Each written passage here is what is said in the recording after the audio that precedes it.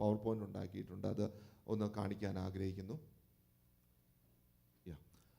Bible ട്രാൻസ്ലേഷനെ കുറിച്ചുള്ള ചില കാര്യങ്ങളാണ്.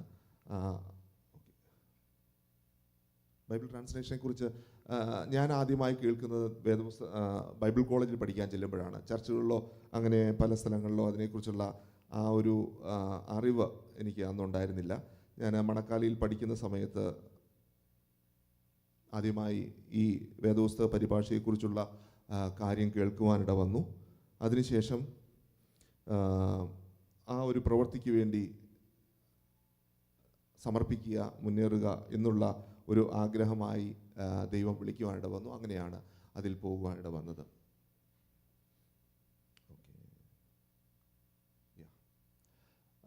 അവിടെ പറയുകയാണ്, the word is a lamp to my feet and the light to my path. നിൻ്റെ വചനം എൻ്റെ കാലിന്, നിൻ്റെ പ്രമാണങ്ങളിൽ ഞാൻ വിവേകമുള്ളവനാകുന്നു, അതുകൊണ്ട് ഞാൻ സകല വ്യാജമാർഗ്ഗങ്ങളും വെറുക്കുന്നു. നമ്മുടെ ജീവിതത്തിൽ ദൈവവചനമാണ് ഏറ്റവും അധികമായി നമ്മുടെ ജീവിതത്തെ മുന്നിലേക്ക് നയിക്കുന്നത്. അത് ലോകത്തെ ഏറ്റവും ബുദ്ധിമാന്മാരായ ആളുകളെ നോക്കിയാലും നമുക്ക് കാണാൻ സാധിക്കും. യഹൂദന്മാരുടെ ജീവിതത്തിൽ അവർ ദൈവവചനം ഏറ്റവും പ്രധാനപ്പെട്ടതായി കണ്ടിരുന്നു. അതുകൊണ്ട് അവർ ഏറ്റവും ആദ്യം കുഞ്ഞുങ്ങൾ സംസാരിക്കുമ്പോൾ യഹോവ ഏകൻ എന്ന് പറഞ്ഞാണ് അവരെ അതിലേക്ക് നയിച്ചു കൊണ്ടിരുന്നത്. അപ്പോൾ ദൈവവചനം എപ്പോഴും നമുക്കും നമ്മുടെ കുഞ്ഞുങ്ങൾക്കും വളരെ പ്രധാനപ്പെട്ടതാണ്. ഈ വേദപുസ്തക പരിഭാഷ ആദ്യമായി തുടങ്ങിയ ഒരു വ്യക്തി എന്ന് പറയുന്നത് കാമറൂൺ ടോൺസൺ എന്ന് പറയുന്ന ഒരു വ്യക്തിയാണ്. അദ്ദേഹത്തിൻ്റെ ജീവിതത്തിൽ താൻ സുവിശേഷം പറയുന്ന സമയത്ത് താൻ കൊടുത്ത ട്രാക്റ്റുകൾ ഒരാൾക്ക് വായിക്കാൻ സാധിച്ചില്ല. അപ്പോൾ അദ്ദേഹത്തിനോട് ചോദിച്ചു, നിങ്ങളുടെ ദൈവം വലിയ ദൈവമാണെങ്കിൽ എന്തുകൊണ്ട് ഞങ്ങളുടെ ഭാഷയിൽ സംസാരിക്കുന്നില്ല?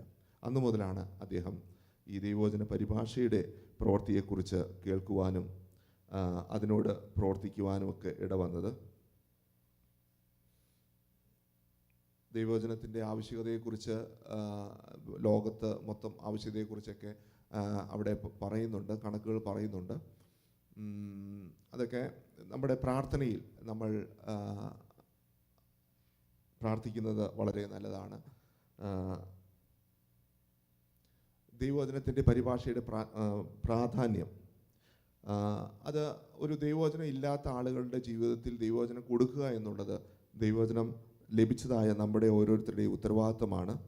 അത് ഏറ്റവും പ്രധാനമെന്ന് പറയുന്നത് അനേക തലമുറകളെ അത് ഇമ്പാക്റ്റ് ചെയ്യും എന്നുള്ളതാണ്. ഇപ്പം ഞാനൊരു മെസ്സേജ് പറഞ്ഞു, ഇതൊരു പക്ഷേ നിങ്ങൾ കേൾക്കുന്നു, യൂട്യൂബിലോ അല്ലെങ്കിൽ വീഡിയോയിലോ ഉണ്ടാകും, കുറച്ച് പേരും കൂടി കേൾക്കും. പക്ഷേ ദൈവവചനം എന്ന് പറയുന്നത് അത് തലമുറയായി അനേക തലമുറകളിലേക്ക് കൈമാറ്റപ്പെടുന്ന ഒരു ശക്തിയേറിയ ദൈവിക സന്ദേശമാണ്. അതുകൊണ്ട് അത് വളരെ ശക്തമായ ജനങ്ങളുടെ ഇടയിൽ ഉണ്ടാകുന്നു. പിന്നെ അതൊരു ഫോറിൻ മിഷണറി ആയിട്ട് ആരും കണക്കാക്കില്ല. ഇപ്പോൾ നമ്മളിവിടെ എന്തുകൊണ്ടാണ് ഈ മലയാളം ഉപയോഗിക്കുന്നതിൻ്റെ കാരണം നമുക്കതൊരു നമ്മുടെ ഹൃദയത്തിൻ്റെ ഭാഷയാണ്. അതൊരു വിദേശ ഭാഷയായിട്ടൊന്നും നമ്മൾ ചിന്തിക്കില്ല, നമ്മുടേതായ ഭാഷയായിട്ട് ചിന്തിക്കും. അതുകൊണ്ട് ദൈവവചനത്തിൻ്റെ പരിഭാഷ, ദൈവവചനം മാതൃഭാഷയിലെത്തുക എന്ന് പറയുന്നത് അത് വളരെ പ്രധാനപ്പെട്ട ഒന്നാണ്. ദൈവത്തിൻ്റെ ഹൃദയത്തിലെ ആഗ്രഹമാണ്. ദൈവവചനം ഇന്ത്യയിലെത്തിയ ആ ഭാഗങ്ങളാണ് വെളുത്ത ഡോട്ടുകളായിട്ട് കാണുന്നത്. അവിടെയെല്ലാം ശക്തമായ ക്രിസ്തീയ പ്രവർത്തന മേഖലകളുണ്ട്, അല്ലെങ്കിൽ ക്രിസ്ത്യാനിത്വത്തെ കാണാൻ സാധിക്കും. എന്നാൽ എവിടെയൊക്കെയോ ദൈവവചനം എത്തിയിട്ടില്ല, അവിടെയെല്ലാം അന്ധകാരമായി തന്നെ ഇന്ത്യയുടെ ഭാഗങ്ങളിലായിരിക്കുകയാണ്. ഇന്നും വളരെ 3% അല്ലെങ്കിൽ 4% മാത്രമുള്ള ഒരു രാജ്യമായി, ക്രിസ്ത്യാനിത്വത്തിൻ്റെ രാജ്യമായി മാറുന്നതിൻ്റെ കാരണവും ഇതുതന്നെയാണ്. ദൈവവചനം പല ഭാഷകളിലും എത്തിയിട്ടില്ല എന്നുള്ളതാണ്. ദൈവവചന പരിഭാഷ നടന്നുകൊണ്ടിരിക്കുന്ന ഒരു കാര്യത്തെക്കുറിച്ചാണ് പറയുന്നത്. പരിപൂർണ ബൈബിൾ, പുതിയ നിയമവും പഴയ നിയമവും ഏതാണ്ട് 82 ഭാഷകളിൽ 82 ലാംഗ്വേജസിൽ ലഭിക്കുന്നു. പുതിയ നിയമം 137, പുതിയ നിയമത്തിൻ്റെ പ്രവർത്തനങ്ങൾ പുരോഗമിക്കുന്നത് 147. ബൈബിൾ പരിഭാഷയുടെ ആവശ്യം 59 ഭാഷകളിൽ ദൈവവചനം വളരെ ആവശ്യമായിട്ടുണ്ട്. കൂടുതൽ സർവേ ആവശ്യമായി ഇരിക്കുന്നത് 55 ലാംഗ്വേജസ് ആണ്. ഈ സർവേ എന്നൊക്കെ പറഞ്ഞാൽ ഒരു ഭാഷ ഒരു ഡയലക്റ്റിൽ അതിനകത്ത് ഒരു സയൻറ്റിഫിക് റിസർച്ച് നടത്തിയതിന് ശേഷമാണ് ആ ഭാഷയിലേക്ക് ദൈവവചനം ട്രാൻസ്ലേറ്റ് ചെയ്യണോ അല്ലെങ്കിൽ ഒരു ഭാഗങ്ങൾ മാത്രം ചെയ്താൽ മതിയോ എന്നുള്ള തീരുമാനത്തിലേക്ക് എത്തുന്നത്. കാരണം ഒരു മിഷണറി അവിടെ പോയി വർക്ക് ചെയ്യുന്നത് ഏതാണ്ട് 15-20 വർഷത്തോളമാണ്. അത്രയും നാൾ വർക്ക് ചെയ്തതിന് ശേഷം ആ പ്രവൃത്തി ആവശ്യമില്ല എന്നുള്ള അവസ്ഥ വരാതിരിക്കുന്നതിന് വേണ്ടി ഉള്ള ഒരു സയൻറ്റിഫിക് സർവേ ആണ്. അതിലൂടെയാണ് ആ ഒരു കാര്യങ്ങളെല്ലാം തീരുമാനിക്കപ്പെടുന്നത്. അതുകൊണ്ട് ഇന്ത്യയെ ഓർത്ത് പ്രാർത്ഥിക്കുക, ഇന്ത്യക്ക് വേണ്ടി പ്രവർത്തിക്കുക. ഇന്ത്യയിൽ 2533 ഗ്രൂപ്പ്സ് ഉണ്ട്, വിവിധ ഡയലക്റ്റും ലാംഗ്വേജും ഒക്കെ ആയിട്ട്. 572 ഡിഫറെൻറ്റ് ലാംഗ്വേജസ് ഉണ്ട്. ഭാഷകളിലെല്ലാം ദൈവവചനം എത്തേണ്ടതിന് വേണ്ടി പ്രാർത്ഥിക്കുക, പ്രവർത്തിക്കുക. ഞങ്ങൾ പ്രവർത്തിക്കുന്ന കൊടാക്കു എന്ന് പറയുന്ന ഭാഷയെക്കുറിച്ചുള്ള ഒരു ഉദാഹരണം ഈ വേദപുസ്തക പരിഭാഷയെക്കുറിച്ച് പറയുവാൻ ആഗ്രഹിക്കുന്നു. ഈ ഭാഷക്കാർ താമസിക്കുന്നത് ഛത്തീസ്ഗഡ് എന്ന് പറയുന്ന സ്ഥലത്താണ്. നോർത്ത് ഈസ്റ്റ് ഭാഗത്തുള്ള ഇന്ത്യയുടെ ഭാഗത്താണ് അവർ താമസിക്കുന്നത്. ഇവരുടെ ഭാഷ എന്ന് പറയുന്നത് ഒരു മുണ്ടാരി അല്ലെങ്കിൽ ഓസ്ട്രോ ഏഷ്യാറ്റിക് എന്ന് പറയുന്ന ഒരു ഭാഷ കുടുംബത്തിൽപ്പെട്ടതാണ്. ഏതാണ്ട് 100,000-ഓളം ആളുകൾ ഇവരുണ്ട്.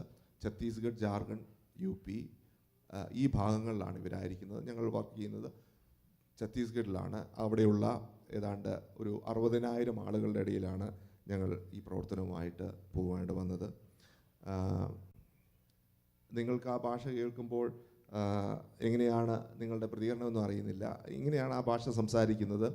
ആം കരൈ സെനുവ, ആം കരിഞ്ഞ് ന്യൂവ, ആം ന്യുമു ചീ ഹവെ, ഈ ന്യുമു ലിജു ഹവെ.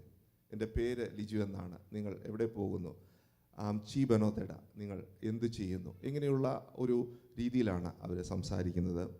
അവരുടെ ഭാഷ ഞങ്ങൾ ആദ്യം കേൾക്കുന്ന സമയത്ത് എന്താണ് ഇവർ സംസാരിക്കുന്നതിനെക്കുറിച്ച് വളരെ അത്ഭുതത്തോടെയാണ് ചിന്തിച്ചത്. പക്ഷേ ഏത് ഭാഷയിലൂടെയും അവരുടേതായ കാര്യങ്ങൾ കമ്മ്യൂണിക്കേറ്റ് ചെയ്യുന്നു.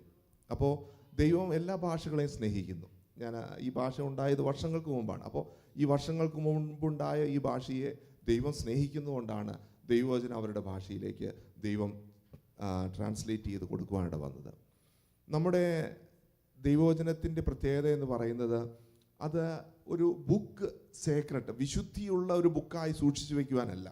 അത് ഓരോരുത്തരുടെയും ഹൃദയങ്ങളിൽ വന്ന് ഹൃദയപ്രകാരം ദൈവത്തിങ്കിലേക്ക് അടുക്കുന്നതിന് വേണ്ടിയുള്ള ഒരു വലിയ ശക്തിയേറിയ ദൈവിക സന്ദേശമാണ്. ഹല്ലേലൂയ. മറ്റു മതങ്ങളെ നോക്കിക്കഴിഞ്ഞാൽ അവർ ഈ സേക്രഡ് ബുക്കുകൾ, അവരുടെ ബുക്കുകൾ ട്രാൻസ്ലേറ്റ് ചെയ്യില്ല. അവരുടെ ഭാഷകളിൽ തന്നെയാണ് ഉപയോഗിക്കുന്നത്.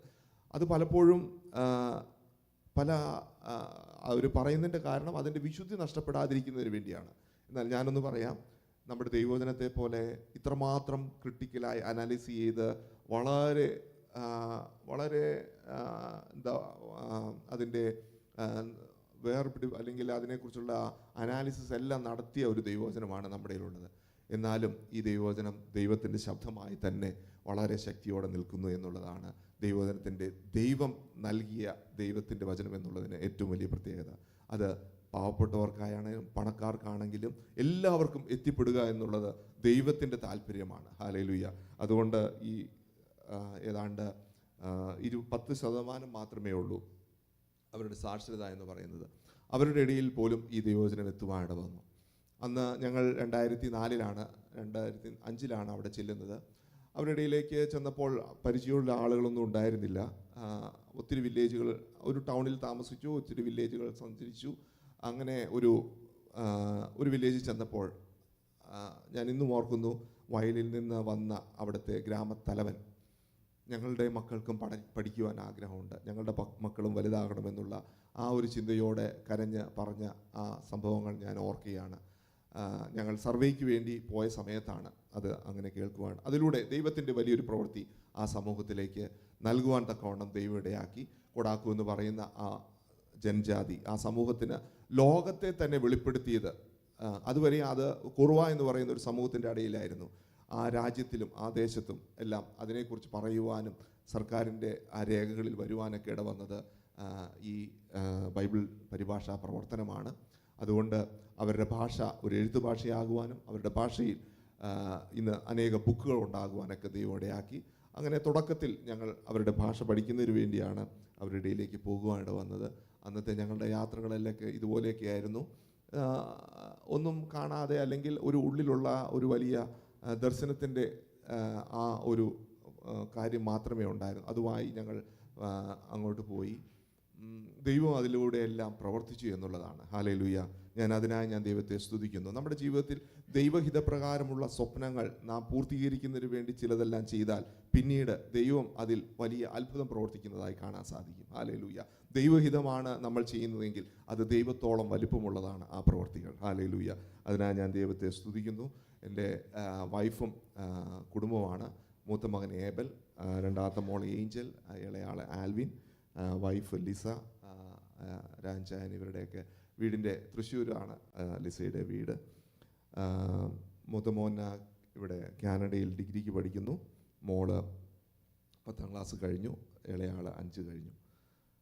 ആദ്യമായി ഞങ്ങൾ ചെല്ലുന്നത് താറാപ്പാനി എന്ന് പറയുന്ന ഒരു വില്ലേജിലാണ്. അങ്ങോട്ടാണ് ദൈവം അയച്ചത്. ഇന്ന് ഞങ്ങൾ ചിന്തിക്കുമ്പോൾ ദൈവത്തിൻ്റെ ഒരു പദ്ധതിയും പ്ലാനുമായിരുന്നു അങ്ങോട്ട് പോകുവാനും. താര എന്ന് പറഞ്ഞാൽ സ്റ്റാർ, പാനി എന്ന് പറഞ്ഞാൽ വെള്ളം. സ്റ്റാറിൽ നിന്നുള്ള വെള്ളം വരുന്ന ഒരു സ്ഥലം അവിടെ ഉണ്ട് എന്നുള്ള രീതിയിലുള്ള വിശ്വാസമുള്ളതുകൊണ്ട് താരാപ്പാനി എന്നുള്ള പേരായി. ഇന്ന് ഞങ്ങൾ ആലോചിക്കുമ്പോൾ ദൈവം നമ്മുടെ ജീവിതത്തിലെ എല്ലാ പദ്ധതികളും പ്ലാനും എല്ലാം എഴുതി വെച്ച് അതിലൂടെ നമ്മെ നയിക്കുന്നു. വളരെ സന്തോഷകരമായി ചിന്തിക്കുവാനുള്ള ഒരു അവസ്ഥകളാണ്. ഞാനാണല്ലോ ശിമോൻ പത്രോസിൻ്റെ ജീവിതത്തിൽ തനിക്ക് യേശുവിനോടുകൂടെ മരിക്കണമെന്ന് ആഗ്രഹം ഉണ്ടായിരുന്നു. അവൻ്റെ ആഗ്രഹത്തെ അപ്പോൾ സാധിക്കില്ല എങ്കിലും പിന്നീട് സാധിക്കുമെന്ന് യേശു പറയുവാനിട വന്നു. നമ്മുടെ ജീവിതത്തിലേക്ക് ചില ആഗ്രഹങ്ങൾ അത് ദൈവഹിതപ്രകാരമാണെങ്കിൽ തീർച്ചയായും അതിനെ പൂർത്തീകരിക്കുവാൻ ദൈവത്തിന് സാധിക്കുമെന്നുള്ളത് ഞങ്ങളുടെ ജീവിതത്തിലെ അനുഭവമാണ്. അന്ന് ഞങ്ങൾക്ക് അവരുടെ ഇടയിൽ താമസിക്കുന്നതിന് ഒരു ഭയങ്കര ആഗ്രഹമായിരുന്നു. അങ്ങനെ ഞങ്ങൾ ഒരു വീട്ടിൽ താമസിപ്പാനിട വന്നു. ഇതാണ് ആ വീട്. അവിടെ മണ്ണുകൊണ്ട് ഉണ്ടാക്കിയ ഒരു വീടാണ്. അത് ചിലപ്പോഴൊക്കെ പറയും അത് ഞങ്ങളുടെ ഒരു കൊട്ടാരമാണെന്ന്. കാരണം കറണ്ടില്ല, വഴിയിൽ പ്രോപ്പറായിട്ടുള്ള വഴിയില്ല, മൊബൈൽ ഫോണോ അങ്ങനെ ഒന്നുമില്ല. എല്ലാത്തിൽ നിന്നും വ്യത്യസ്തമായ ലോകത്തു നിന്ന് തന്നെ മാറി നിൽക്കുന്ന ഒരു സമൂഹമായിരുന്നു അവരുടേത്. അതിൻ്റെ ഇടയിൽ ഒരു വീട് കിട്ടുക എന്ന് പറയുന്നത് വളരെ പ്രയാസമാണ്. കാരണം അവർക്ക് താമസിക്കാനുള്ള വീടുകൾ ആണ് അവർ ഉണ്ടാക്കുന്നത്. ഇത് വേറൊരു ട്രൈബിലുള്ള ഒരാളായിരുന്നു അവിടെ താമസിച്ചുകൊണ്ടിരുന്നത്. അദ്ദേഹം മാറിപ്പോയപ്പോൾ ഞങ്ങൾക്ക് അവിടെ സന്തോഷകരമായി താമസിപ്പാനൊക്കെ ദൈവം സഹായിച്ചു. അപ്പോഴേക്കും ഞങ്ങൾക്ക് 6 മാസമുള്ള കുഞ്ഞ് ഒക്കെ ഉണ്ടായി. അവിടെ ഞങ്ങൾ സന്തോഷമായിട്ട് ജീവിച്ചു. ഒത്തിരി കഥകൾ അതിനകത്തും ഉണ്ട്. എൻ്റെ വൈഫ് തൃശ്ശൂർ ഒരു പീച്ചി ഡാമിൽ നിന്ന് വരുന്ന നദിയുടെ അടുത്താണ് താമസിക്കുന്നത്. അതുകൊണ്ട് വെള്ളമൊക്കെ ഉപയോഗിക്കുന്നതിന് യാതൊരു സങ്കോചവും ഉണ്ടായിരുന്നില്ല. ഒരു വലിയ ബർത്തൻ, വലിയ പാത്രം വെള്ളമൊക്കെ നിറച്ച് വെച്ച് അതിനകത്ത് ആരെങ്കിലും എന്തെങ്കിലും കൈ മുക്കുകയോ എന്തെങ്കിലും ചെറിയ പ്ലേറ്റ് കഴുകുകയൊക്കെ ചെയ്ത് കഴിഞ്ഞാൽ ഉടനെ അത് മറിച്ച് കളഞ്ഞ അടുത്ത ബാൾട്ടി അല്ലെങ്കിൽ പാത്രത്തിൽ നിറച്ച് ഉപയോഗിക്കുന്ന രീതിയിലൊക്കെ ആയിരുന്നു. പക്ഷേ ഈ ഒരു സ്ഥലത്തേക്ക് ചെന്നപ്പോൾ ഒരു ബക്കറ്റ് വെള്ളത്തിന് വേണ്ടി ഞങ്ങൾ ഏതാണ്ട് ഒരു കിലോമീറ്ററോളം ഇല്ല, ഒരു 400 മീറ്ററോളം പോകണം. അവിടെ നിന്നാണ് വെള്ളം തലയിൽ ചുമന്ന് കൊണ്ടുവന്ന് ഉപയോഗിച്ചുകൊണ്ടിരുന്നത്. അപ്പോൾ അങ്ങനത്തെ ഒരു സാഹചര്യത്തിലേക്കൊക്കെ മാറിക്കഴിഞ്ഞപ്പോൾ എനിക്ക് തോന്നുന്നു എന്നേക്കാൾ കൂടുതൽ എൻ്റെ വൈഫ് വളരെയധികം പ്രയാസത്തിലൂടെയൊക്കെ പോയിരുന്നു. പക്ഷേ അതൊന്നും ഞങ്ങൾക്ക് ചിന്തിക്കാനുള്ളൊരു അവസരം ഉണ്ടായില്ല. അല്ലെങ്കിൽ അതിനെക്കുറിച്ചൊന്ന് ഇന്ന് നോക്കുമ്പോൾ എങ്ങനെയായിരുന്നു അത് എന്നുള്ളതിനെക്കുറിച്ചൊക്കെ വളരെ സങ്കോചം ഉണ്ടാകാറുണ്ട് മനസ്സിൽ. പക്ഷേ അവിടെ എല്ലാം ദൈവം അത്ഭുതകരമായി നടത്തി എന്നുള്ളതാണ്. അതിൽ ഏറ്റവും ഒരു പ്രധാനപ്പെട്ട ഒരു കാര്യം, ഞങ്ങൾ പാർത്ത ആ വീടിൽ രാത്രി ഒരു 6 മണിയാകുമ്പോഴേ സൂര്യൻ അസ്തമിച്ചാൽ പിന്നെ സ്ട്രീറ്റ് ലൈറ്റോ അങ്ങനെയൊന്നുമില്ല. അപ്പോൾ എല്ലാവരും കിടക്കും. ആളുകളൊക്കെ ഭക്ഷണമൊക്കെ കഴിച്ച് ഉറങ്ങാനുള്ള രാത്രികൾ വളരെ നീണ്ട രാത്രികളായിരുന്നു. കാരണം 7 മണിയാകുമ്പോഴേ എല്ലാവരും കിടന്നാൽ പിന്നെ നേരം വെളുക്കാൻ ഒത്തിരി സമയമെടുക്കുന്ന പോലെ തോന്നാറുണ്ട്. ഞങ്ങളും അതുപോലെ തന്നെ ഭക്ഷണമെല്ലാം നേരത്തെ കഴിച്ച് കിടക്കുന്ന ഒരവസ്ഥയാണ്. ആ രാത്രികളിലൊക്കെ വലിയൊരു അന്ധകാരവും വെളിച്ചവും തമ്മിലുള്ള ആ ഒരു ഏറ്റുമുട്ടലിനെ ഞങ്ങൾ അവിടെ ഫീൽ ചെയ്യാനായിട്ട് വന്നിട്ടുണ്ട്.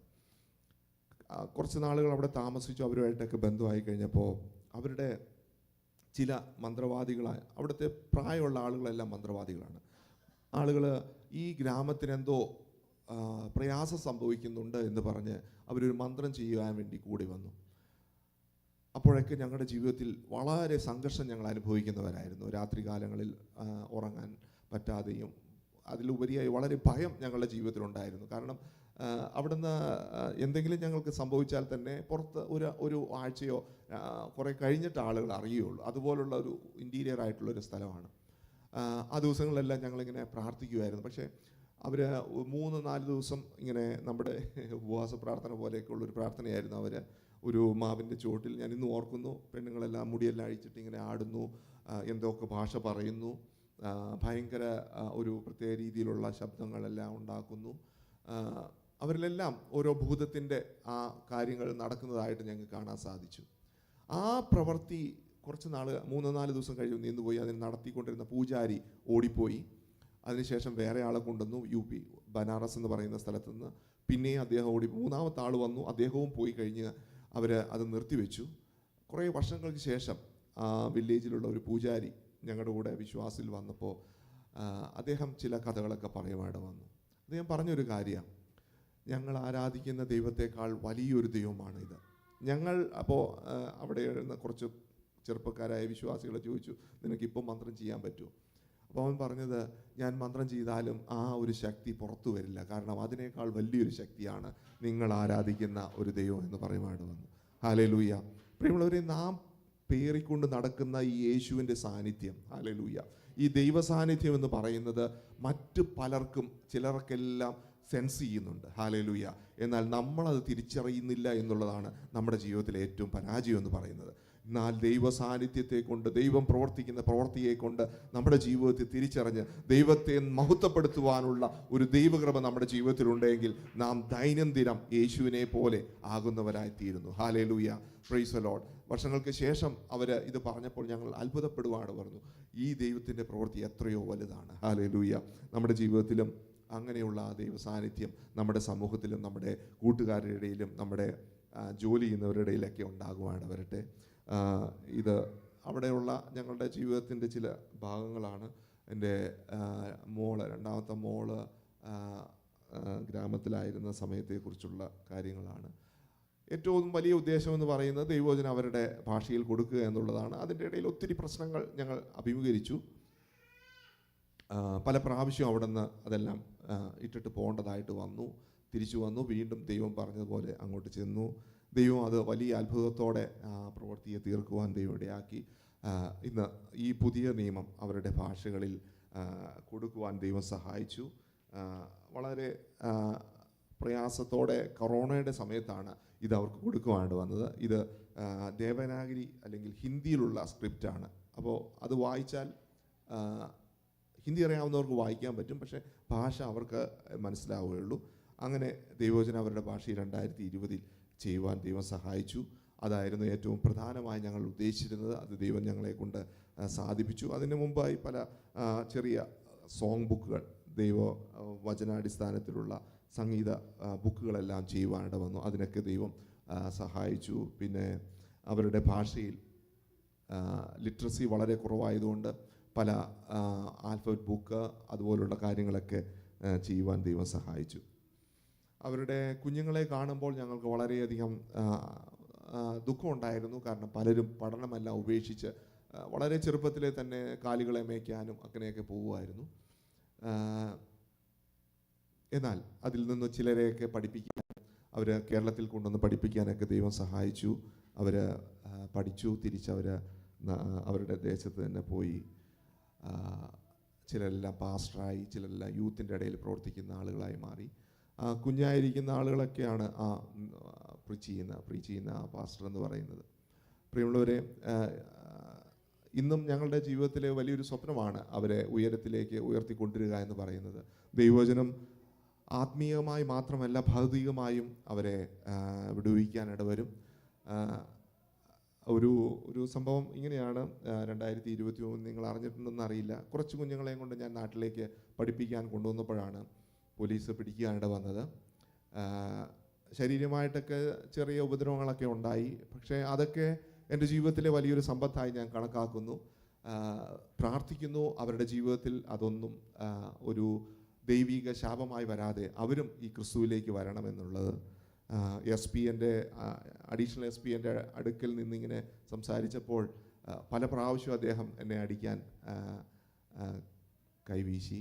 അദ്ദേഹത്തിൻ്റെ കൈപ്പാങ്ങിൽ നിന്ന് ദൂരെ ആയതുകൊണ്ട് അതൊന്നും എൻ്റെ ദേഹത്ത് തൊട്ടില്ല. ഞാൻ ഒരു ദുഃഖത്തോടെ പറയട്ടെ, അതെല്ലാം ഒരു ദൈവഹിതമായിരുന്നു. ഈ കഴിഞ്ഞ ആഴ്ചയിൽ 2 ആഴ്ച മുമ്പ് ഡേവിഡ് ചാക്കോ എന്ന് പറയുന്ന മലയാളിയായ ഒരു പാസ്റ്റർ പിന്നെ അറസ്റ്റ് ചെയ്യപ്പെട്ടു. അദ്ദേഹത്തിൻ്റെ കേസ് ഇപ്പോൾ നടന്നുകൊണ്ടിരിക്കുകയാണ്. മതപരിവർത്തനത്തിൻ്റെ പേരിൽ അറസ്റ്റ് ചെയ്യപ്പെട്ടാൽ പുറത്തു വരാത്ത രീതിയിലുള്ള കാര്യങ്ങൾ ഇപ്പോൾ കഴിഞ്ഞ ഒരു 2 ആഴ്ചയ്ക്ക് മുമ്പ് ഛത്തീസ്ഗഡ് സർക്കാർ പുറപ്പെടുവിപ്പാട് വന്നു. അതുപോലെ വളരെ സീരിയസ് ആയിട്ടുള്ള കാര്യങ്ങളാണ് ഇപ്പോൾ ഛത്തീസ്ഗഡിൽ നടക്കുന്നത്. ദൈവം ഞങ്ങൾക്ക് വേണ്ടി മുന്നമേ അയക്കുവാനും അനേകം പേരെ യേശുവിലേക്ക് കൊണ്ടുവരുവാനിടവുന്നുകൊണ്ട് അവിടുത്തെ ലോക്കൽ ആളുകളാണ് കൂടുതൽ പ്രവർത്തിക്കുന്നത്. എങ്കിലും അവർക്ക് ഒത്തിരി പ്രയാസങ്ങൾ ഈ കാലഘട്ടങ്ങളിലെല്ലാം അവർ സഹിക്കുന്നുണ്ട്. അവരെ ഓർത്ത് പ്രാർത്ഥിക്കുക. ഞാൻ ഇവിടുത്തെ സാഹചര്യങ്ങളെക്കുറിച്ച് നോക്കുമ്പോൾ വളരെ വ്യത്യസ്തമായൊരു സാഹചര്യമാണ് അവിടെ ഉള്ളത്.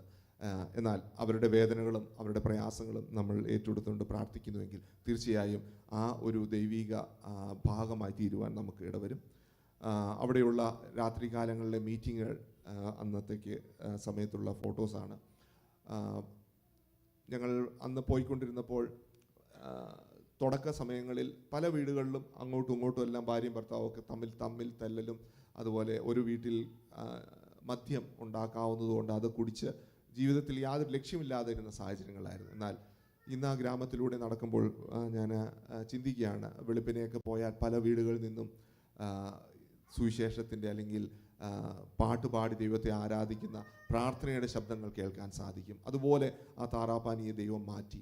അതിനായി ഞാൻ ദൈവത്തെ സ്തുതിക്കുന്നു. അതിനുവേണ്ടി ഒത്തിരി ആളുകൾ പ്രവർത്തിച്ചിട്ടുണ്ട്. അത് കാണുവാൻ ഞങ്ങളുടെ ജീവിതത്തിൽ ദൈവം ഇടയാക്കിയതിനെ ഞാൻ ദൈവത്തെ സ്തുതിക്കുന്നു. അതുപോലെ പല സ്ഥലങ്ങളിലും ദൈവം സഭ തുടരുവാൻ ദൈവം ഇടയാക്കി. താറാപ്പാനി എന്ന് പറയുന്ന അവിടെയും ഒരു സഭ തുടങ്ങുവാൻ ദൈവം സഹായിച്ചു. അത് നാൾക്ക് നാൾ ബലപ്പെട്ടുകൊണ്ടിരുന്നു. ഇന്ന് ഏകദേശം പകുതിയിലധികം വില്ലേജിലുള്ള ആളുകൾ വിശ്വാസത്തിലേക്ക് വന്നു. അതിനായി ഞാൻ ദൈവത്തെ സ്തുതിക്കുന്നു. ഞങ്ങൾ അവിടെ ഒരു വീട് പണിതായിരുന്നു. ആ വീട് ഞങ്ങൾക്ക് നഷ്ടപ്പെട്ടു. ഞാനപ്പോൾ ഒരു ദുഃഖത്തോടെ ദൈവത്തോട് ചോദിച്ച ചോദ്യമാണ്, ഒത്തിരി കഷ്ടപ്പെട്ടാണ് അത് പണിതത്, എന്തുകൊണ്ട് കർത്താവ് ഇങ്ങനെ സംഭവിച്ചു? പക്ഷേ ദൈവം അവിടെ ദൈവിക ആലയം ഒന്ന് പണിയുവാനിട വന്നു. ദൈവാലയം ദൈവഭവനമായി ഞങ്ങൾ ചിന്തിക്കുന്നു. അങ്ങനെയുള്ള ഒരു അവസ്ഥയിലേക്ക് ദൈവം മാറ്റുവാനിട വന്നു. അതിനായി ഞാൻ ദൈവത്തെ സ്തുതിക്കുന്നു. 2014 ജീസസ് ഫിലിം എന്ന് പറയുന്നത് വീഡിയോ ഫോർമാറ്റിൽ അവർക്ക് കൊടുക്കുവാൻ ദൈവം ഇടയാക്കിയത് അവരുടെ ജീവിതത്തിൽ ചിലതെല്ലാം കണ്ടുകൊണ്ട് അത് യേശുവിൽ വിശ്വസിപ്പാൻ അത് ഇടവരുന്നതിനെ ഞാൻ ദൈവത്തെ സ്തുതിക്കുന്നു. ഒരു പ്രാവശ്യം ഒരു സ്ത്രീ വളരെ സീരിയസ് ആയി മരിക്കാറായി അവിടെ കൊണ്ടുവന്ന് അവർ പ്രാർത്ഥിച്ചു. അപ്പോൾ എന്നോട് ചോദിച്ചു, ലാസറിനെ ഉയർപ്പിച്ച ദൈവം എന്തുകൊണ്ട് ഈ സ്ത്രീയെ ഉയർപ്പിക്കില്ലേ എന്ന് ചോദിപ്പാട വന്നു. അങ്ങനെ അവർ പോയി പ്രാർത്ഥിച്ചു. പക്ഷേ ആ സ്ത്രീ മരിച്ചുപോയി. അതോടുകൂടി അവരുടെ വിശ്വാസത്തിനും വളരെ ഷെയ്ക്ക് ചെയ്യുവാനിട വന്നു. പക്ഷേ ഞാൻ പിന്നീട് ആ ഞായറാഴ്ച യേശു എപ്പോഴും കൂടെ ഇരിക്കുന്നു എന്നുള്ള ഒരു കാര്യത്തെക്കുറിച്ച് അവരോട് പറഞ്ഞു കൊടുക്കാനിട വന്നു. അവരവരുടെ ജീവിതത്തിൽ വീണ്ടും യേശുവിനെ കൂടുതൽ അടുത്തറിയുവാനിട വന്നു. നാം ചില കാര്യങ്ങളെല്ലാം ചിന്തിക്കുന്നത് പോലെ തന്നെയല്ല, അതിൽ നിന്നെല്ലാം വ്യത്യസ്തമായിട്ടായിരിക്കും ചിലപ്പോഴൊക്കെ സംഭവിപ്പാനിട വരുന്നത്. കൊറോണയുടെ സമയത്ത് ഈ ദൈവവചനം ഡെഡിക്കേറ്റ് ചെയ്യുവാൻ ദൈവം സഹായിച്ചു. അത് വായിക്കാൻ പറ്റാത്തവരുടെ ജീവിതത്തിൽ മൊബൈൽ ആപ്ലിക്കേഷനിലൂടെയൊക്കെ ചെയ്യുവാൻ ദൈവം സഹായിച്ചു. അതൊരു ദൈവത്തിൻ്റെ വലിയ പദ്ധതിയായിട്ട് ഞാൻ കണക്കാക്കുന്നു. ഡെഡിക്കേഷന് വേണ്ടി അവിടുത്തെ ലോക്കലായിട്ടുള്ള ആളുകളാണ് കൂടുതൽ വന്നത്. അതുപോലെ എല്ലാ വർഷത്തിലും VBSഉം അതുപോലെ ചെറിയ ചെറിയ മീറ്റിങ്ങുകളൊക്കെ ദൈവം നടത്താൻ ആഗ്രഹിക്കുന്നു. ഞങ്ങൾ പണ്ട് അവരുടെ ഇടയിലേക്ക് പോയപ്പോൾ ഞങ്ങളിങ്ങനെ 4 പേരായിട്ട് പോയത്. പക്ഷേ ഇന്ന് ഞങ്ങളുടെ അടുക്കിലേക്ക് അവർ പല ആളുകളായിട്ട് കടന്നു വന്നുകൊണ്ടിരിക്കുന്ന ഒരു ദൈവിക പ്രവൃത്തി അവിടെ കാണുവാനിട വന്നു. കുറച്ച് പേരെ ദൈവത്തിനെ പഠിപ്പിച്ച് ഗ്രാജുവേറ്റ് ചെയ്ത് അവരുടെ ഇടയിലേക്ക് വിടുവാൻ ദൈവം സഹായിച്ചു. ഒത്തിരി വിച്ച് ക്രാഫ്റ്റ് അല്ലെങ്കിൽ മന്ത്രവാദികൾ അവരുടെ ഇടയിലുണ്ട്. അവർ പറയുന്നത് മന്ത്രം വളരെയധികം ഫലിക്കുന്ന ഒരു ഗ്രൂപ്പിലുള്ളവരാണ്. അവർക്ക് വിഷനുണ്ട്. നമ്മുടെ അപ്പോസ്തല പ്രവൃത്തിയിൽ പറയുന്നത് പോലെ ആ വെളിച്ചപ്പാടത്തെ സ്ത്രീ ചില ശരിയായ കാര്യങ്ങളാണ് പറയുന്നത്. അവരുടെ ഇടയിൽ ഇതെല്ലാം പറയുമ്പോൾ അതും അവർക്ക് ശരിയായി തന്നെ അവർക്ക് മനസ്സിലാവുന്നതുകൊണ്ടാണ് അവരത് വിശ്വസിക്കുന്നത്. എന്നാൽ അതിൽ പലരും യേശുവിലേക്ക് വരുവാനൊക്കെ ദൈവം സഹായിച്ചു. എല്ലാ വർഷങ്ങളിലും ഞങ്ങൾക്ക് ഒരുമിച്ച് ഒരു വർഷത്തെ ആനുവൽ മീറ്റിംഗ് ഒക്കെ കൊണ്ടാടുവാൻ അവിടെ സാധിക്കുന്നുണ്ടായിരുന്നു. ദൈവം അതിനെല്ലാം ക്രിസ്മസിൻ്റെ സമയത്തൊക്കെ ഇടയാക്കുന്നു. ഇത് വേറൊരു ചർച്ചാണ്. ഇപ്പോൾ ഞങ്ങളുടെ കൂടെ ഏതാണ്ട് 15ഓളം പാസ്റ്റേഴ്സ് വർക്ക് ചെയ്യുന്നു. അവിടുത്തെ ലോക്കലായിട്ടുള്ള ആളുകളാണ്. അതിനായി ഞാൻ ദൈവത്തെ സ്തുതിക്കുന്നു. എല്ലാ മാസത്തിലും പാസ്റ്റേഴ്സ് മീറ്റിംഗ് ഒക്കെ കൊണ്ടു നടക്കുവാൻ അവരെ എൻകറേജ് ചെയ്യുവാനൊക്കെ ദൈവം സഹായിച്ചു. ഏറ്റവും റീസെൻ്റ് ആയിട്ടുള്ള പ്രവൃത്തി എന്ന് പറയുന്നത് ഒരു ചർച്ച്, ഒരു ബിൽഡിംഗ് അവിടെ ഉണ്ടാക്കുവാനിട വന്നു. എന്നെ പോലീസ് പിടിച്ചപ്പോൾ എൻ്റെ മനസ്സിലെ ഏറ്റവും വലിയ ആഗ്രഹമായിരുന്നു ആ കുഞ്ഞുങ്ങൾക്ക് ട്രെയിൻ ചെയ്യാനും വരാനും നിൽക്കാനൊക്കെ ഒരു സ്ഥലം വേണം. വളരെ കഷ്ടപ്പെട്ട് അല്ലെങ്കിൽ പല സാഹചര്യത്തിലും പല സാമ്പത്തിക കാര്യങ്ങളൊന്നും ഇല്ലെങ്കിലും ദൈവം അതെല്ലാം തുറന്ന് ഇത്രത്തോളം ചെയ്യുവാൻ ദൈവം സഹായിച്ചു. ഞങ്ങൾ ചിന്തിക്കുന്നു അത് ദൈവനാമത്തിന് വേണ്ടി ശക്തമായി ഉപയോഗിക്കാനായിട്ട് വരും. ഒരു ഫാമിലി ഞങ്ങളോടുകൂടെ അതിൻ്റെ കഴിഞ്ഞ വർഷം ഞാൻ ഇവിടെ നിന്ന് പോകുന്നതിന് മുമ്പ് അവരെ ഞങ്ങളോട് ജോയിൻ ചെയ്തു. അവരിപ്പോൾ അവിടെ ആയിരിക്കുന്നു. അവർ തിരുവനന്തപുരത്തു നിന്നാണ്, പോൾസാം എന്നാണ് പേര്. അവർ വളരെ ആത്മാർത്ഥമായിട്ട് പ്രവർത്തിക്കുന്നു. ഞാൻ പെട്ടെന്ന് കട്ട് ഷോട്ട് ചെയ്ത് പറയുകയാണ്, എൻ്റെ കൂടുതൽ ആയിട്ടുള്ളത് ആസാദ് TV-യിലൊക്കെ വന്നിട്ടുണ്ടായിരുന്നു. അതിൽ നോക്കിയാൽ നിങ്ങൾക്ക് കാണാൻ സാധിക്കും. കൊടാക്കു ഭാഷ വികാസ് സമിതി എന്ന് പറയുന്ന ഒരു ഗ്രൂപ്പ് ഉണ്ടാക്കുവാനൊക്കെ ദൈവം സഹായിച്ചു. ലോക്കൽ ആളുകളാണ് അതിനകത്ത് കൂടുതൽ ഉള്ളത്. അങ്ങനെയൊക്കെ ദൈവം മുന്നോട്ട് പോകുവാനും ആ മിഷൻ പ്രവൃത്തി മുന്നോട്ട് പോകുവാനൊക്കെ ദൈവം സഹായിച്ചു. നിങ്ങൾ അതിനുവേണ്ടി പ്രാർത്ഥിക്കുക. ദൈവം ആഗ്രഹിക്കുന്നത് ആ ജനത്തെ മുഴുവനായി ദൈവസന്നിധിയിലേക്ക് കൊണ്ടുവരുവാനുള്ള ഒരു പ്രവൃത്തിയാണ്. അതിനുവേണ്ടി ദൈവം ഞങ്ങളെ കഴിഞ്ഞ നാളുകൾ ഉപയോഗിച്ചു. ഇനി അനേക ആളുകളെ അതിനുവേണ്ടി ഉപയോഗിക്കുവാൻ ദൈവം ഇടവരുത്തട്ടെ എന്ന് ഞങ്ങൾ പ്രാർത്ഥിക്കുകയാണ്. നമ്മുടെ ജീവിതത്തിൽ ദൈവമാണ് എല്ലാ കാര്യങ്ങളിലും മുന്നിലേക്ക് നയിക്കുന്നതെന്ന് ഞാൻ ആദ്യമേ പറഞ്ഞതുപോലെ പിന്നെയും പറയുകയാണ്. ഹല്ലേലൂയ. നമ്മുടെ എല്ലാം മനസ്സിൽ ഒരു ദൈവിക രാജ്യത്തിന് വേണ്ടിയുള്ള ഒരു ചിന്ത ഉണ്ടായിരിക്കണം. ദൈവം നമ്മെക്കുറിച്ച് അതാണ് ആഗ്രഹിക്കുന്നത്. കാരണം ഈ ലോകത്ത് 70, 80, 100 വർഷം ജീവിച്ച് നിത്യമായൊരു ഭവനത്തിലേക്ക് പോകുമ്പോൾ നമ്മൾ എന്ത് നമ്മുടെ കയ്യിലുണ്ട്, അല്ലെങ്കിൽ നമ്മൾ എന്ത് കരുതി എന്നുള്ളത് ഒരു പ്രധാനപ്പെട്ട ഒരു കാര്യമാണ്. ഞാൻ ഇപ്പോൾ കഴിഞ്ഞ ദിവസം ഈ ബിൽഡിങ് പണിയുന്നതിനെക്കുറിച്ച് ഞാൻ കാണിച്ചല്ലോ. അപ്പോൾ അവിടെ ഇങ്ങനെ പോൾസാം എന്ന് പറയുന്ന അവിടുത്തെ ആ പയ്യൻ, അദ്ദേഹമാണ് അതെല്ലാം ചെയ്യുന്നത്. അപ്പോൾ ഞാനിങ്ങനെ ഓരോ കാര്യങ്ങളിങ്ങനെ ചിന്തിക്കുമ്പോൾ എൻ്റെ മനസ്സിലേക്ക് പെട്ടെന്ന് വന്നത് ഇതാണ്: എനിക്ക് വേണ്ടി യേശു ഒരു ഭവനം പണിയാൻ പോയിട്ടുണ്ട്. നിങ്ങൾ എത്ര പേര് അതിനെക്കുറിച്ച് ചിന്തിച്ചിട്ടുണ്ട്? നല്ലൊരു ഭവനം നമുക്ക് വേണ്ടി പണിയുന്ന ഒരു യേശു. അതിലേക്ക് പോകാൻ താല്പര്യമുള്ളവർ മാത്രം അതിനെക്കുറിച്ച് ചിന്തിച്ചാൽ മതി കേട്ടോ, അല്ലാത്തവർ ചിന്തിക്കേണ്ട. ഈ ഭൂമിയിലാണ് എല്ലാം എന്ന് ചിന്തിക്കുന്നവർക്ക് ഞാൻ പറയട്ടെ, അതൊരു വലിയ അപകടം തന്നെയാണ്. ഈ ഭൂമിയിലല്ല. ഞാൻ അതാണ് ഏറ്റവും ആദ്യം പറയുവാനായിട്ട് വന്നത്. നാം ചിന്തിച്ചിട്ടോ വിചാരിച്ചിട്ടോ അല്ല ഈ ലോകവും ഇതെല്ലാം ഉണ്ടായി വന്നത്. കഴിഞ്ഞ ദിവസം ഞാനൊരു ചെറിയ കിളിയെ കണ്ടു. ഞാൻ അത്ഭുതപ്പെട്ടു. വളരെ ചെറിയൊരു കിളിയാണ്. അതിനെപ്പോലും ദൈവം നിർമ്മിച്ച് അത് കൃത്യമായ സമയങ്ങളിൽ കാര്യങ്ങൾ ചെയ്യുന്നത് കൊണ്ട് അത് ജീവിച്ചു പോകുന്നു. ഇതിൻ്റെ എന്നാ പിന്നിലൊരു ദൈവം ഇല്ലേ? ദൈവമുണ്ടെങ്കിൽ നമ്മളിൽ വെളിപ്പെട്ട ഈ വലിയ ദൈവദർശനം നമ്മൾ എത്രമാത്രം സീരിയസ് ആണ് എന്ന് നാം ചിന്തിക്കേണ്ടത് വളരെ ആവശ്യമാണ്. ഹല്ലേലൂയ. നമ്മെ ദൈവം ഒരു വലിയ ദൗത്യത്തിന് വേണ്ടിയാണ് നമ്മെ തിരഞ്ഞെടുത്തിരിക്കുന്നത്. അവസാനമായി നിന്നുകൊണ്ട് നാം ഒരിക്കലും അയ്യം വിളിക്കുവാനായിട്ട് വരരുത്, പരാജയപ്പെട്ടുകൊണ്ടായി തീരുവാനായിട്ട് വരരുത്. അതുകൊണ്ട് ദൈവം വീണ്ടും വീണ്ടും ഓർപ്പിക്കുകയാണ്, നമ്മെ ഓരോരുത്തരെയും ആക്കി വെച്ചിരിക്കുന്ന ആ പൊസിഷനിൽ നമ്മൾ എത്രത്തോളം വിശ്വസ്തരാണ്. നമ്മളിലുള്ള ആ ദൈവിക പ്രവൃത്തിക്ക് വേണ്ടി ദൈവം നമ്മെ ആക്കി വെച്ചിരിക്കുന്നിടത്ത് നമ്മൾ എത്ര വിശ്വസ്തരാണ് എന്ന് നാം ചിന്തിക്കേണ്ടത് വളരെ ആവശ്യമാണ്. ഹല്ലേലൂയ. പലപ്പോഴും ഞാൻ ഈ മിനിസ്ട്രിയുടെ കാര്യങ്ങളൊക്കെ പറയുമ്പോൾ ഇത് എൻ്റേതുപോലെയാണ് ഞാൻ ചെയ്യുന്നത്, എന്നാൽ ഇതൊന്നും എൻ്റേതല്ല. അതായിരിക്കണം നമ്മുടെ ശുശ്രൂഷയുടെ ഏറ്റവും വലിയ മഹത്വം. എൻ്റേതെന്നുപോലെ ഞാൻ ചെയ്യണം, പക്ഷേ ഇത് എൻ്റേതാക്കുവാൻ ശ്രമിക്കരുത്, എൻ്റേതാകാൻ പാടില്ല. കാരണം ഇത് ദൈവത്തിൻ്റേതാണ്. ഹല്ലേലൂയ. നിങ്ങളൊരു പക്ഷേ ഇങ്ങനെ ചിന്തിച്ചേക്കാം, ഇത് മുന്നോട്ട് പോകും തോറും ഇതെങ്ങനെയായി തീരുമെന്നുള്ളതിനെക്കുറിച്ചുള്ള ഒരു ചിന്ത നിങ്ങളുടെ മനസ്സിലുണ്ടായേക്കാം. പക്ഷേ ഒരു കാര്യം ഞാൻ പറയാൻ ആഗ്രഹിക്കുന്നത്, പലരും എല്ലാം ഇങ്ങനെ ഒത്തിരി കാര്യങ്ങളൊക്കെ ചെയ്തു, അവസാനം അവർക്കെല്ലാം നഷ്ടപ്പെട്ടു, അല്ലെങ്കിൽ ചിലതെല്ലാം അവരെല്ലാം സമ്പാദിച്ചു. അതെല്ലാം ഇതിൻ്റെ കൂടെ നടക്കുന്ന കാര്യങ്ങളാണ്. പക്ഷേ ദൈവത്തിൻ്റേതെന്ന് പറഞ്ഞ് ചെയ്താൽ നിങ്ങളുടെ ജീവിതത്തിൽ അത് ദൈവാനുഗ്രഹമായി തീരുവാണ് വരും. ഹല്ലേലൂയ. അതൊരു പക്ഷേ കൂടുതൽ ഈ വെസ്റ്റേണേഴ്സിനാണ് കൂടുതൽ ആ രീതിയിൽ ചിന്തിക്കാനായിട്ട് വരുന്നത്. ഞാനൊരു 100 രൂപ കൊടുത്താൽ ഞാൻ എൻ്റെ മനസ്സിൽ ചിന്തിക്കും, ഇത് എവിടെ പോകുന്നു, എന്തിനു വേണ്ടി പോകുന്നു എന്ന്. പക്ഷേ എന്നെ പഠിപ്പിച്ച ഒരു മിഷണറി ഇങ്ങനെയാണ്. അദ്ദേഹത്തിൻ്റെ മകൻ അവിടെ വന്ന് താമസിച്ച് വർഷങ്ങൾക്ക് മുമ്പാണ്, ഞങ്ങൾ ചെല്ലുന്നതിന് മുമ്പാണ്. താമസിച്ച് ഒരു ദിവസം വില്ലേജിലേക്ക് പോയി തിരിച്ചു വന്നപ്പോൾ ആ കുട്ടിയെ കണ്ടില്ല. ചെറിയൊരു കുഞ്ഞാണ്, എനിക്ക് തോന്നുന്നു അന്നയുടെ സാറയുടെ ഒക്കെ അത്രയേ ഉള്ളൂ. അവൻ ആ വില്ലേജിൽ കളിച്ചു തിരിച്ചു പോയ സമയത്ത് അവർ കണ്ടില്ല. അവർ വിചാരിച്ചു രാത്രിയിലെല്ലാം തപ്പി കണ്ടില്ല.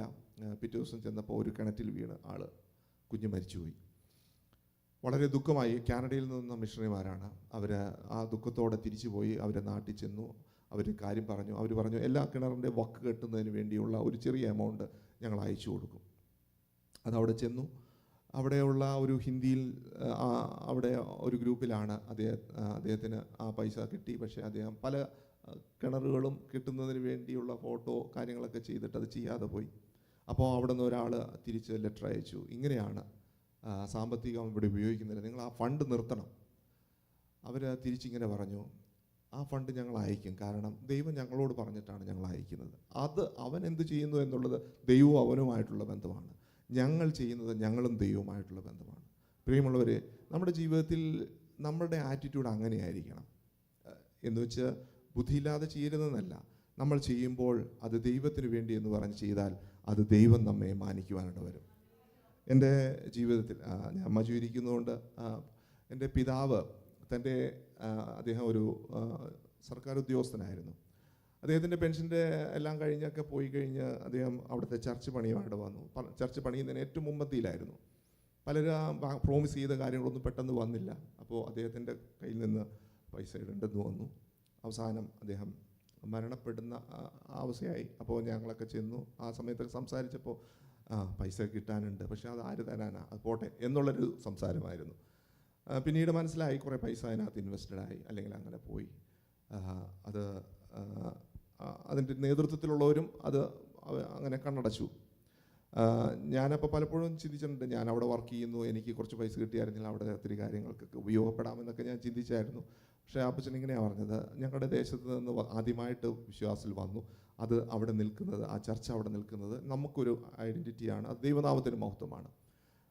ആ സമയങ്ങളെല്ലാം വേദനയോടെയായിരുന്നു. വളരെ ദുഃഖം തോന്നി, കാരണം അങ്ങനെ സംഭവിച്ചല്ലോ. പക്ഷേ ഒരു കാര്യം പറയാം, ദൈവത്തിൻ്റെ കണക്ക് പുസ്തകത്തിൽ അത് എഴുതിയിട്ടുണ്ടായിരുന്നു. ഇന്ന് ഞങ്ങളുടെ ജീവിതത്തിൽ, എൻ്റെയും മജുവിൻ്റെ ജീവിതത്തിൽ ഒന്നിനും മുട്ടില്ലാതെ നടത്തുന്ന ഒരു ദൈവമുണ്ട്. ഹല്ലേലൂയ. പ്രിയമുള്ളവരെ, നിങ്ങൾ ചിലതൊക്കെ ചെയ്യും, അതെന്ത് തന്നെ ആയാലും, എങ്ങനെ പോയി എന്ന് പറഞ്ഞാലും അതിൻ്റെ പിന്നിൽ കാണുന്ന ഒരു ദൈവമുണ്ട്. നിങ്ങൾക്ക് കിട്ടിയില്ലെങ്കിലും നിങ്ങളുടെ മക്കൾക്ക് തരുവാൻ വിശ്വസ്തനായ ഒരു ദൈവത്തെയാണ് നാം സേവിക്കുന്നത്. ഹല്ലേലൂയ. ദൈവത്തെ നാം ആത്മാർത്ഥമായി സേവിച്ചാൽ ഒന്നിനും മുട്ടുവരാതെ ദൈവം നടത്തും. ഹല്ലേലൂയ. എൻ്റെ ജീവിതത്തിൽ ഞാൻ എൻ്റെ അനുഭവമാണിത് പറയുന്നത്. ഒരു ജീവിത കൊല്ലമാണ് നിങ്ങളുടെ മുമ്പിൽ ഈ വിരച്ച് കാട്ടിയത്. ഏതാണ്ട് 20 വർഷത്തോളം ഞങ്ങൾ അവിടെ പ്രവർത്തിച്ചു. പ്രത്യേകിച്ചൊന്നും ഞങ്ങൾക്ക് അങ്ങനെ ഒന്നും പറയാനില്ല. പക്ഷേ ദൈവം ഞങ്ങളെ അനുഗ്രഹിച്ചു. 2004 ഞങ്ങൾ കടന്നു നിന്നപ്പോൾ ആദ്യമായി അവിടെ ചെന്ന് ഇറങ്ങി ലാസ്റ്റ് എൻ്റെ ഒരു 2500 രൂപ ചർച്ചിൽ നിന്ന് കിട്ടിയത് തീർന്നു. കുറച്ച് നാളുകൾ ഞങ്ങൾക്ക് വളരെ പ്രയാസത്തോടെ ഒരു വേറൊരു മിഷണറി കൂടിയാണ് താമസിച്ചത്. ഞാൻ ഇന്നും ഓർക്കുന്നു, ഞാൻ ചെക്ക് കൊടുത്ത് ബൗൺസ് ആയതൊക്കെ ഞാൻ ഓർക്കുന്നുണ്ട്.